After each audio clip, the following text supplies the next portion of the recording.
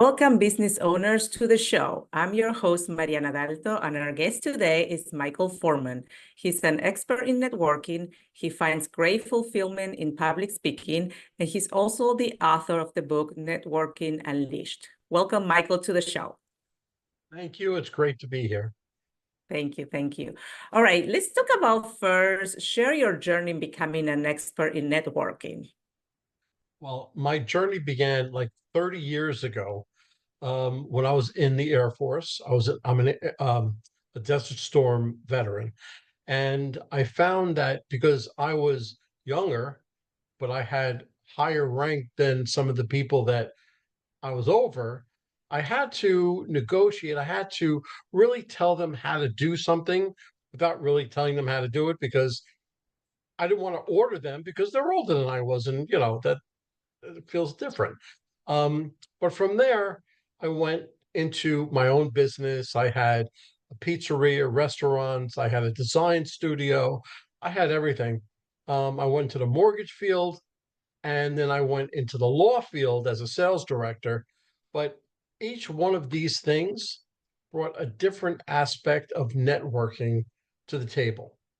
And I learned how to circumvent certain things, and I learned how to really get it to a T where people can, oh, okay, I can do that, and I began talking about it.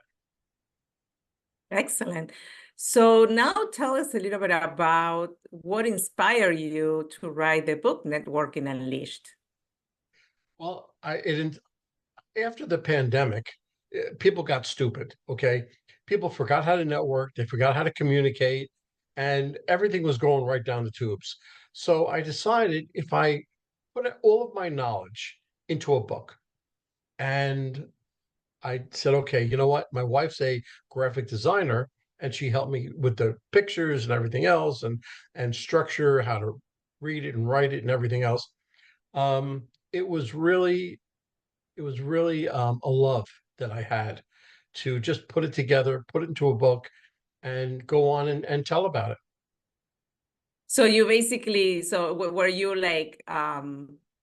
was kind of like COVID driving the fact that networking was a miss for a lot of people, or was already like starting even before, COVID, with like how you can help people that way, because it's always the fear that people have about networking overall. Well, I've been talking about it for last 10 or 12 years on stages, keynote talks, breakout sessions, and everything else. But the pandemic is what really brought this around because I went to networking events and people didn't even know how to talk to me.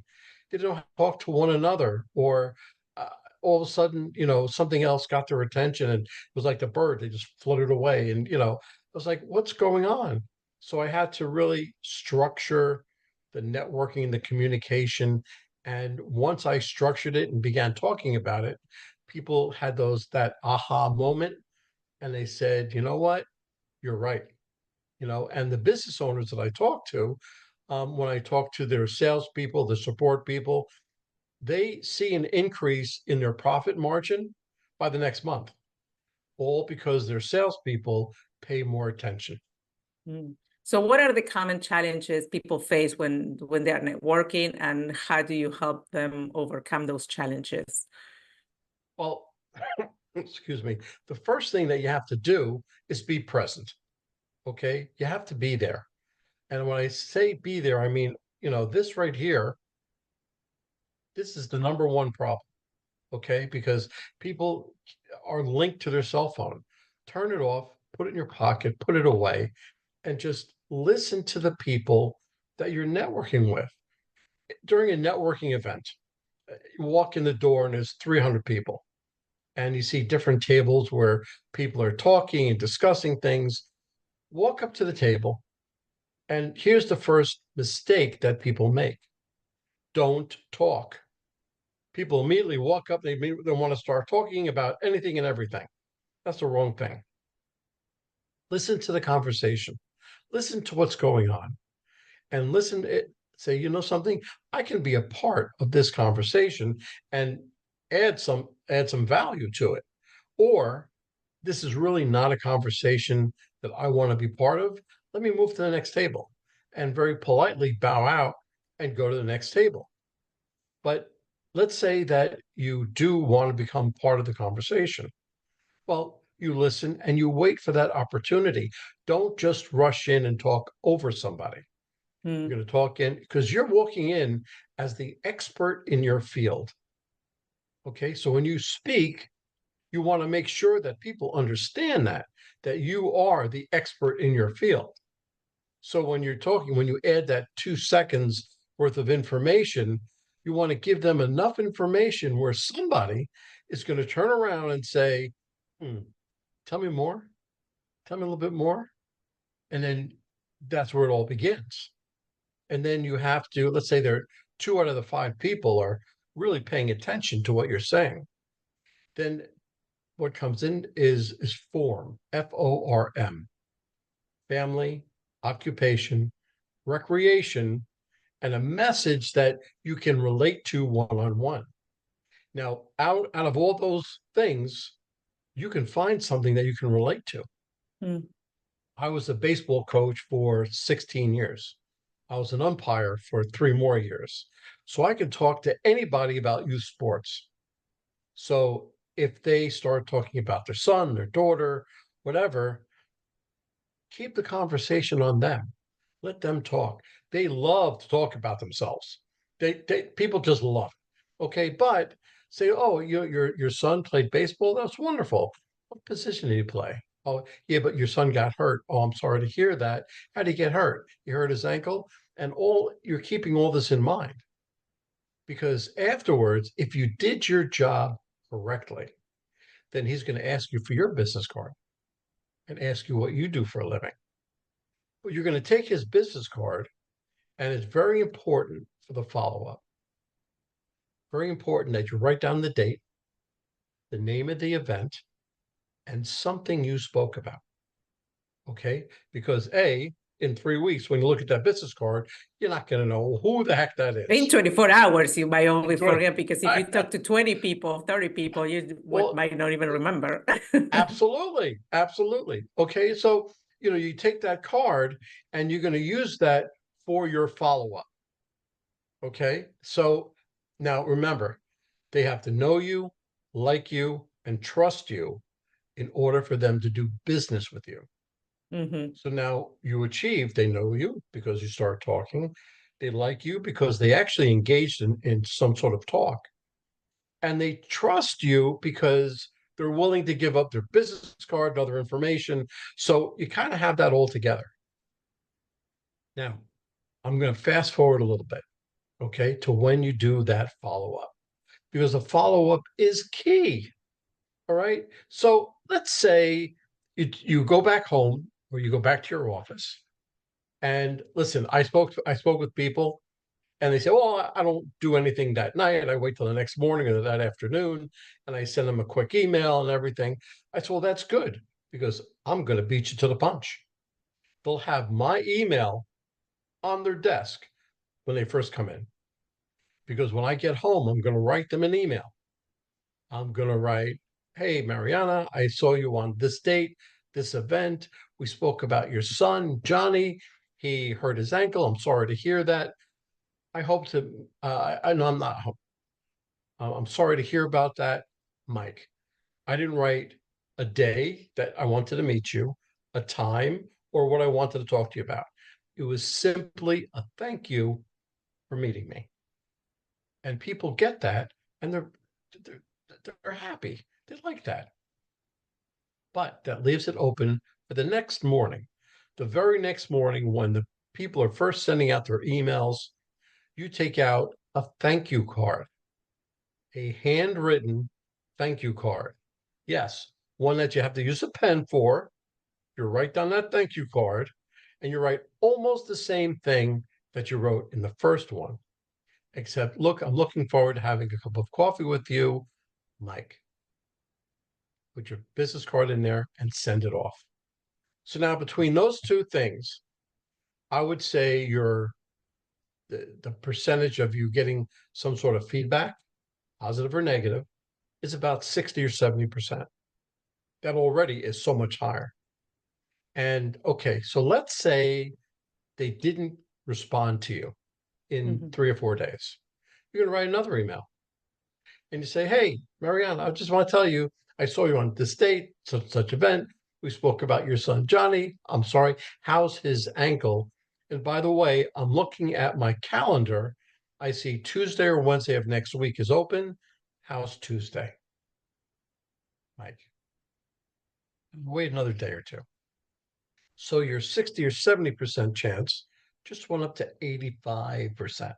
So you positive or negative, you're going to get that type of response. And so, and if they don't respond to you, they probably don't want to. Okay.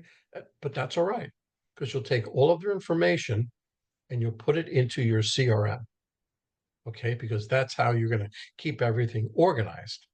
Because if you go to one networking event, that's great. You have everything, you can think of it. But once you go to two, three, four, five, six, Yeah, you all need of a to stay sudden organized with the CRM, otherwise it gets it's crazy. it's gonna be a blur. It's gonna Yeah, happen. Okay, yeah. so that's how you keep it organized. But now let's say that great, he responded to you or she responded to you, and you have meeting them for a cup of coffee on Tuesday at 3 o'clock. Now, that's great. Usually people are going to walk in, they're going to start talking business right away. No, you're going to walk in. Hey, how you doing? What? I just want to know, how's your son doing? Okay. And have them talk about themselves again, talk about their son and everything else. And then business is going to come up.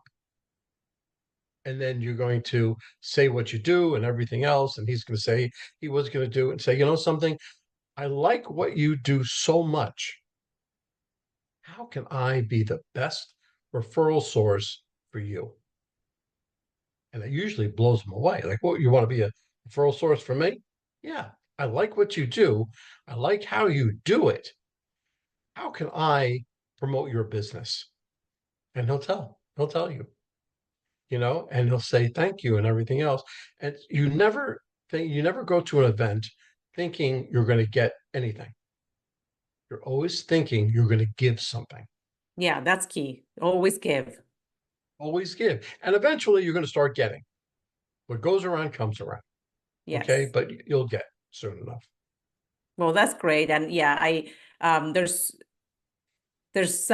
a lot of myths from people on the follow-up piece. That's been key, because you're right, like they might follow up, maybe even they do the follow-up right away or the next day, but they don't continue with the follow-up. And I think the average people do maybe 2 follow-ups and that's it. And you gotta continue the conversation, continue building the relationship, because you just never know what, you can maybe doing a collaboration with a person, you can be partnering, you can be your client, you could vice versa, you never know. So that's where Yeah, you're looking networking to and build relationships are key. you're looking to build relationships, not Hmm. clients.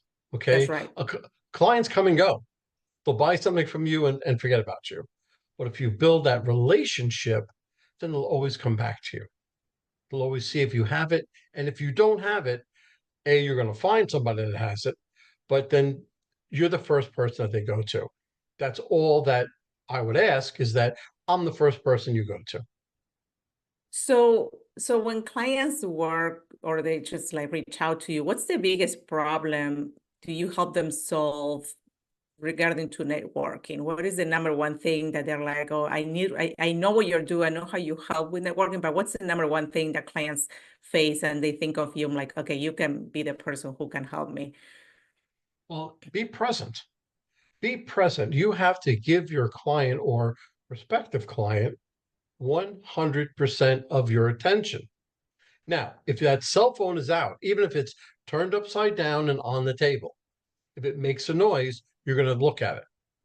Okay. That means that you're not paying attention to your customer, you're paying attention to your phone. Okay.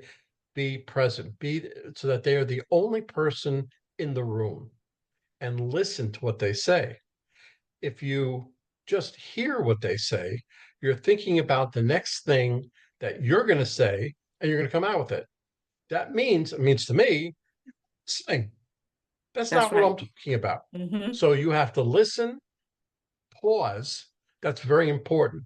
You're going to listen and then put that pause in there because that's going to tell them that you are listening, and then you respond.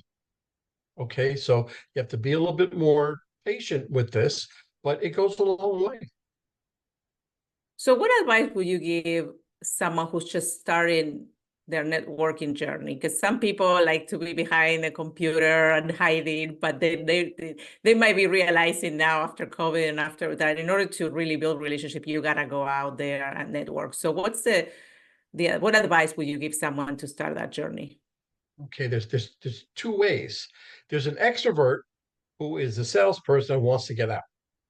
And there's an introvert who says, I really have to get out, but I don't know how, and I'm afraid to.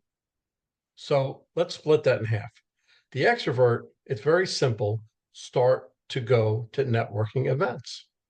The more you go, the better you're going to be. Like anything else, It's all about practice, practice. Yeah. practice, practice, practice. And look, the first time you go out, it's not going to be pretty. Okay. It's not going well. It's not going to be pretty, but do it. Do it. Okay. So the second time, you get a little better. The third time, you get a little better. By the fourth time, it's like old hat. Okay. But now, what about for the introverts? The introverts they're in a sales position. They can talk to anybody on the phone, talk to anybody one on one, but you put them into a room full of people, and all of a sudden they're going to They turn shut white. They're down. going to start to sweat, and who knows what. Okay. So I told you in the beginning, I was in the Air Force. So we're going to call this a wingman. All right. So they're going to hire, it could be a brother, a sister, it could be a coworker, pay them for their time. Okay. Have them go with you. They have to know everything about you and everything that you do. Because when you walk up to that table and you listen for the conversation, nothing changes. You're still listening for the conversation. It's a good conversation. And say, oh, you know something? Mike here knows all about that. Why don't you tell them? And that gives Mike the opportunity to speak. And it'd be a little rough in the beginning, okay? But by the next table, same thing. He's going to have that chance to speak.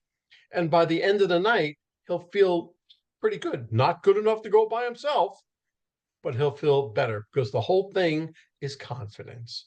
You have to have confidence in you and confidence in what you're selling or doing, service you're providing.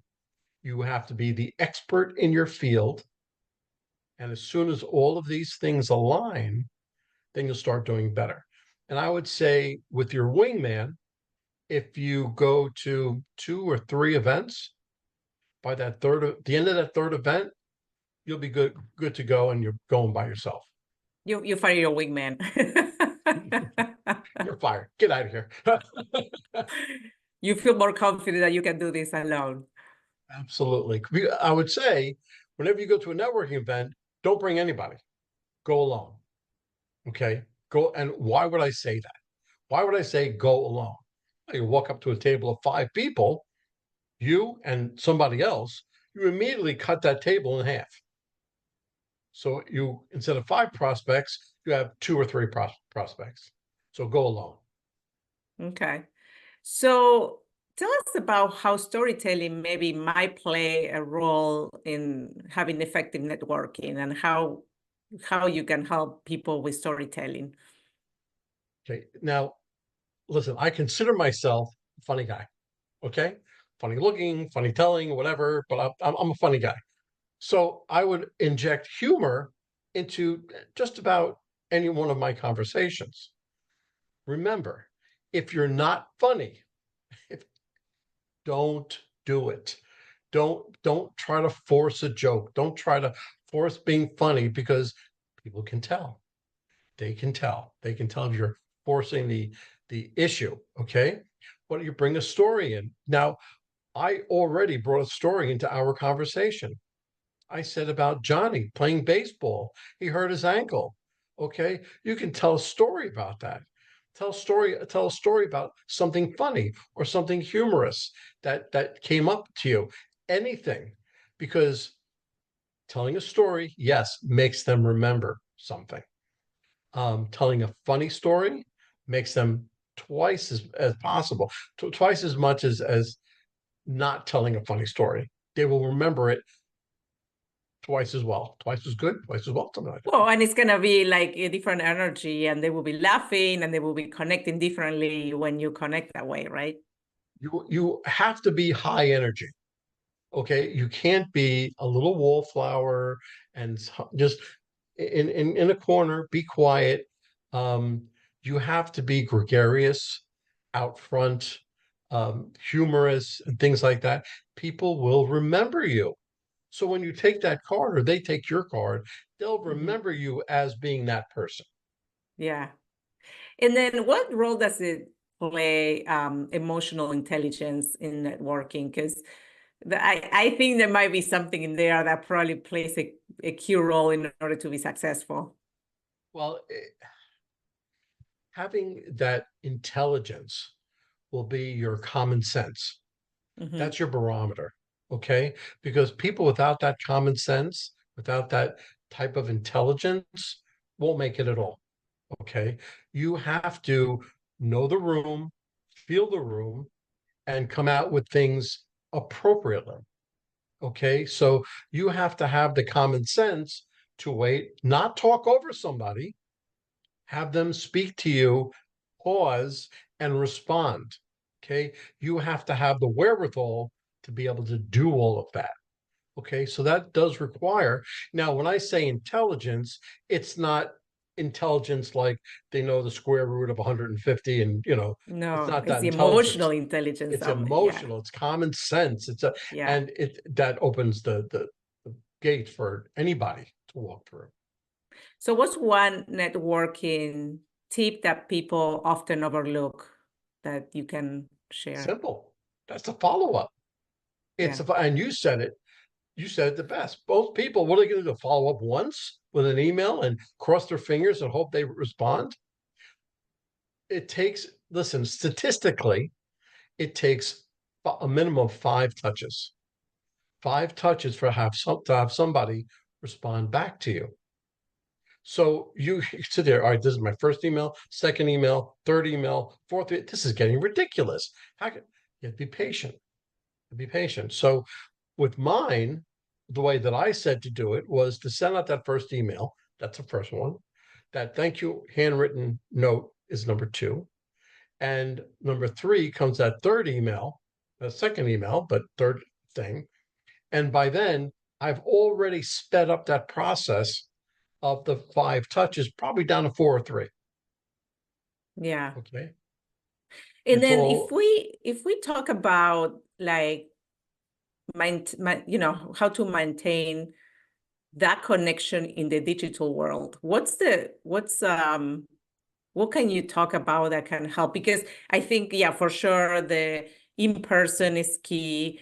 That's how, you have more impact, even if it's not in person, but let's say a video connect is way more impactful than if, like something else. But how can you connect that? How can you maintain that authenticity with the connectivity with the digital world now that everyone is online? okay. Well, it's true that everybody's online, but the speaking, the networking events, and the virtual is almost identical. Okay. So let's say that, okay, because I do workshops, I do virtual workshops. And what I do is I send everybody a series of questions about their background, what they're looking for, and everything else. So I have all of that beforehand. So once the virtual starts, and everybody introduce themselves, tell me about in 2 seconds, give me a 30-second elevator speech. Okay. And then keep it interactive. All right. So if I say something, I'm going to pick on somebody and say, well, what do you think about that? And I'll pick on somebody else and I'll say, well, he kind of said that it was against what I said, but what do you feel? Keep it interactive, keep them involved. Because the hardest thing to do with a virtual workshop is you have somebody here, then all of a sudden you're going to see this. And then you know that they're not paying attention to you, they're doing something else. They're just trying to send it off an email at the same time as going through your workshop or your meeting. Okay, so you're not going to get rid of all. Okay, you're not going to 100%, but you can do your part in keeping everybody involved, and then afterwards you ask them how it went. Okay, but all in all, it's the best way to do it, and of course to keep it interactive and do funny things during it. It's Maybe do some disruption within the meeting so yeah, people will pay attention. right, exactly. But those are interruptions that you cause. You Yes. cause those interruptions. So and once you get people laughing, then that means that they're going to pay that much more attention. That's awesome. Okay, so tell us how you help people. Like, what? So you said that you do workshops. What kind of work do you offer to help people with networking? I do keynote speeches, breakout sessions for summits, seminars, conferences, things like that. I do workshops for the same things, or if somebody in in the next week or so, I'm going off to a metal roofing company and I'm talking to all of their salespeople and their support people on how they can do this, how they can implement this. So if there's an owner of a major business or of an association that gets a few businesses together, then I will come and talk to them and do the same thing and get it all going. I also offer one-on-one coaching, but lately my workshops and breakout sessions are the two number one things that people ask for. Okay, and where can they find you? What's the best place to find you? Well, best place to find me is michaelaforman.com. That's my website. On there, you'll see all the podcasts that I was on. You'll see my book that I wrote. You'll see an abridged version, which I'm giving away for free. And that will guide you and help you to start immediately how to begin your networking way about yourself. Okay. So, and on there, on the very bottom of my website, you'll see a contact form and put your name, address, your email, give me a message. I'll get back to you within 24 hours and we'll be on our way. But I want you to go and And check Michael out is gonna follow up for sure with you. absolutely. Probably more so than what you want, but that's all right.